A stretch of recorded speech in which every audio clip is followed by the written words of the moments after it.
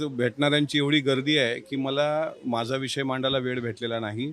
मी परत त्यांना विनंती केली कारण मला आता संभाजी महाराज जयंतीला फोंड्याला जायचं असल्यामुळं म्हणजे कर्नाटकला आणि गोव्याला त्याच्यामुळं मी आज लवकर निघतोय. पण 15 तारखेचा मी त्यांचा वेळ राखून घेतला आहे की मला 15 तारखेला येऊन आपल्याशी भेटायचं आहे, बोलायचं आहे या विषयावर.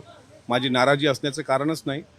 शेवटी कोणाला विधान परिषदेची संधी द्यायची हा सर्वस्वी निर्णय पक्षाचा असतो. पण माझ्या ज्या काही मनातल्या काही कन्सेप्ट आहेत किंवा मनात जे काही आहे ते मी 15 तारखेला बोलेल. मी आज काही मला वेळ भेटला नाही तसा. कार्यकारिणीच्या यादीमध्ये सुनील तटकरे असतील, प्रफुल्ल पटेल असतील यांचा नावाचा उल्लेख जो करण्यात आलेला नाही एका यादीमध्ये. अशी चूक जी आहे ती यापूर्वी झाली होती, पण मात्र रात्री उशिरा परवाच्या दिवशी सुमित्रा वहिनींनी देखील ट्विट करून सांगितलं की क्लिअरिकल चूक आहे ही असं म्हटलेलं आहे. पण अशा पद्धतीची चूक ही दुसऱ्यांदा होताना पाहिजे. मला असं वाटते त्याबद्दल पक्षाची अधिकृत भूमिका जे पक्षाचे प्रवक्ते मांडतात तेच मांडतील. मी एक पक्षाचा सामान्य कार्यकर्ता आहे. वरिष्ठ पातळीवरचं राजकारणाचं मला फारसं ज्ञान नाही. निदा खान प्रकरणामध्ये आज आपण पाहतोय की लपून बसलेल्या घरावरती बुलडोझर जो आहे तो चालवणार आहे, तो म्हणजे मतीन पटेल यांच्या घरावर. नाही, मतीन पटेलांचं त्यात जो कोणी असेल निदा खान प्रकरणात वाचवणारा आरोपी त्याचं घर जर इलिगल असेल तर नक्कीच बुलडोझर चालवला पाहिजे. त्याच्यानंतर अचलपूरला त्या पोराच्या घरावर बुलडोझर चालवला, त्याचंही घर इलिगल होतं.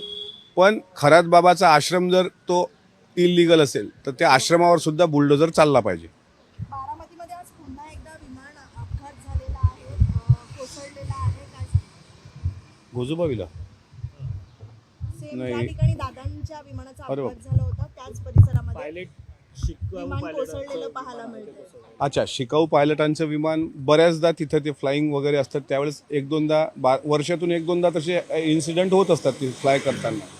गोजूबावीला दादाच्या विमानाचा झालेला अपघात हा जरा याला वेगळे कंगोरे आहेत जे मी वारंवार म्हटलं की याच्यामध्ये मला घातपाताची शक्यता दिसते. अजूनही DGCAचा अहवाल न येणं आणि अजूनही CCTV फुटेज न येणं हे मला असं वाटते याच्यामधलं खरं कारण समोर अद्याप आलेलं नाही.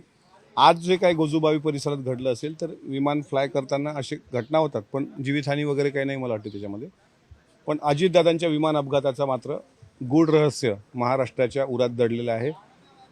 ते रहस्य बाहेर काढायला आजपासून मी आता संकल्प करतो. उद्यापासून जे काही मला शक्य असेल ते मी प्रामाणिकपणे करणार. दोन्ही राष्ट्रवादी एकत्रित येणार असल्याची पुन्हा एकदा चर्चा सुरू आहे. एकीकडे सुनील तटकरे जाऊन भेट घेत आहेत शरद पवारांची. काय त्याबाबत अंतिम निर्णय सुनेत्रा वहिनी ह्या राष्ट्रीय अध्यक्षा घेतील.